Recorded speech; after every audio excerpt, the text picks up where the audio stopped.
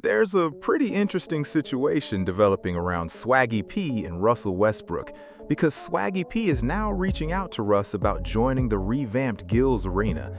And honestly, that could turn into something worth watching. I'll explain why right after we hear Swaggy P make the pitch himself. Russell Westbrook has faced strong opinions from critics and fans for years, but the bigger question is whether Westbrook even wants to step into podcasting or sports media now that his playing career is over. He already has plenty happening away from basketball, including business ventures and investments, so maybe Russ simply prefers keeping his personal life private instead of constantly sitting behind a microphone. Still, considering how the final stretch of Westbrook's career was portrayed, hearing him tell his own story could be extremely interesting. For years, much of the coverage seemed to boil his game down to the same labels: stat patter, inefficient shooter, selfish player. Those descriptions became attached to his reputation and followed him from team to team. Then came the retirement announcement, and suddenly the tone changed. A lot of people began highlighting what Westbrook accomplished and giving him credit for his career, almost as if they wanted their appreciation documented after years of criticism. And if Russell ever decided to sit down for a long-form interview, you could almost hear the question he might ask. I appreciate the praise, but where was that same energy during the last 6 or 7 years, especially after Oklahoma City? What were you saying about me every day back then?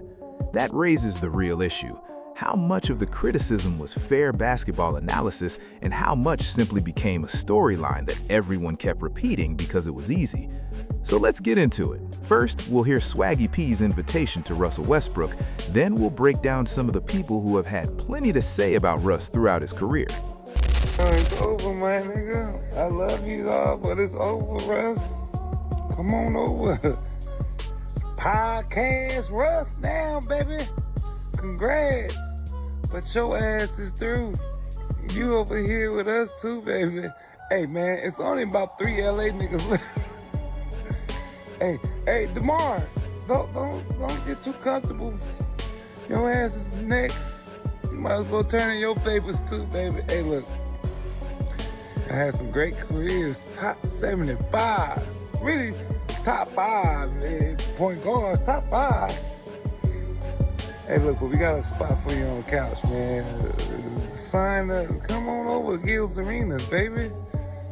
Yeah, the West, why not? Why not podcast coming soon? Hey, you got a lot of time to talk about Patrick Beverly now. Do what you want to do, baby. But hey, man, congrats on the career, man.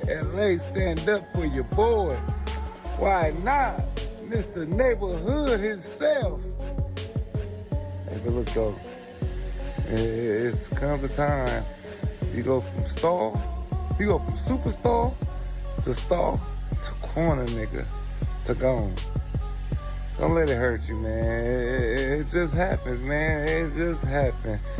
And you can't be cussing motherfuckers out like that. That's what happens when you cuss a nigga out.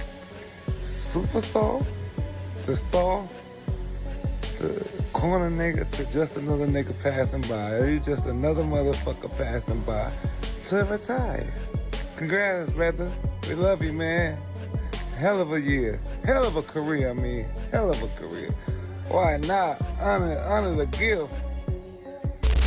Yeah, when you really look at Russell Westbrook's career as a whole, you're talking about an all-time great who has now officially called it a career.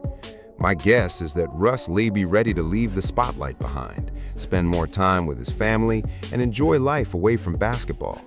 As I mentioned before, he's also built a serious business portfolio.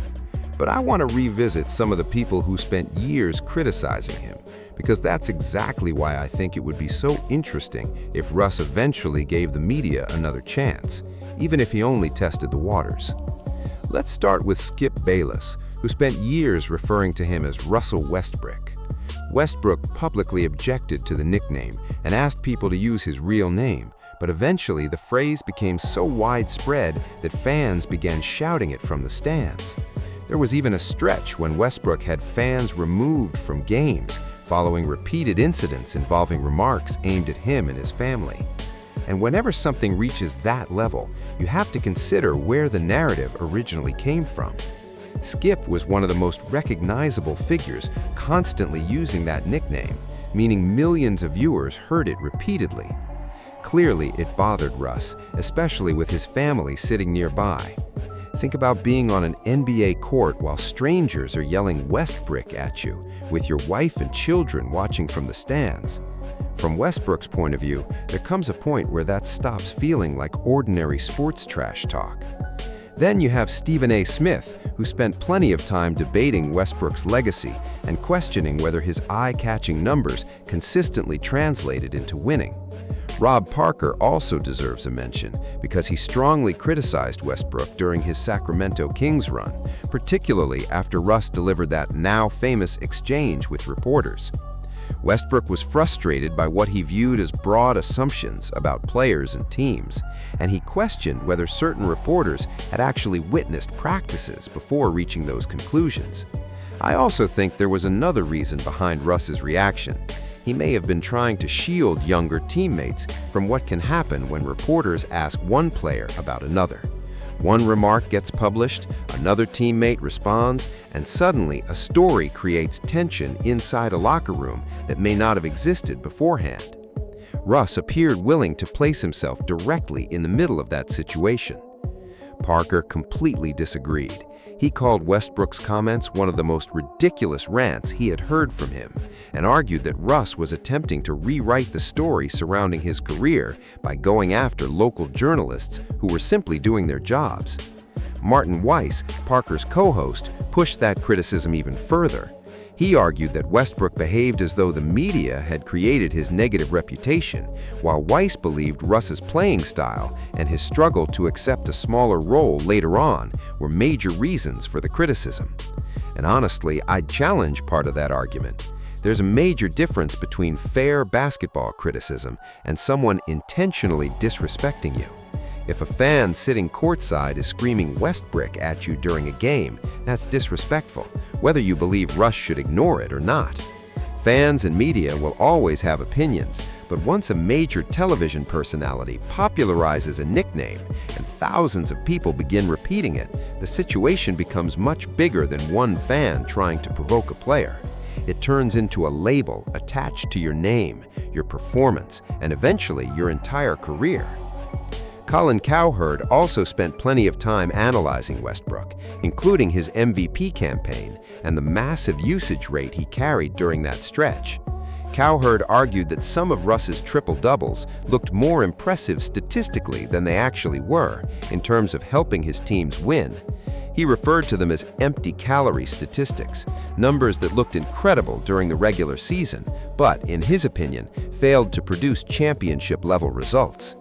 Then there were the local beat reporters who criticized Russ too.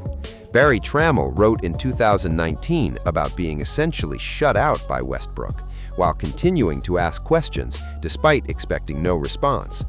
Trammell believed journalists shouldn't abandon their responsibilities simply because a player wants more control over how the story is presented. Based on his account, the tension between Westbrook and Oklahoma City reporters had existed for years, reportedly going back to 2015. So this wasn't something that suddenly developed near the end of Russ's career. The friction was already there during some of his strongest seasons with the Thunder. Matt George, who covered Westbrook during his Sacramento stint, offered another perspective. His position was that reporters attend practices and games to document what happens, and difficult questions following a poor performance aren't automatically an attempt to create controversy. From that point of view, uncomfortable questions are simply part of professional sports. Fred Katz, who covered Westbrook during his Oklahoma City days, described a similar relationship. He said that when reporters asked follow-ups Russ disliked or challenged something he had said about a game, Westbrook could become extremely dismissive and end the interaction.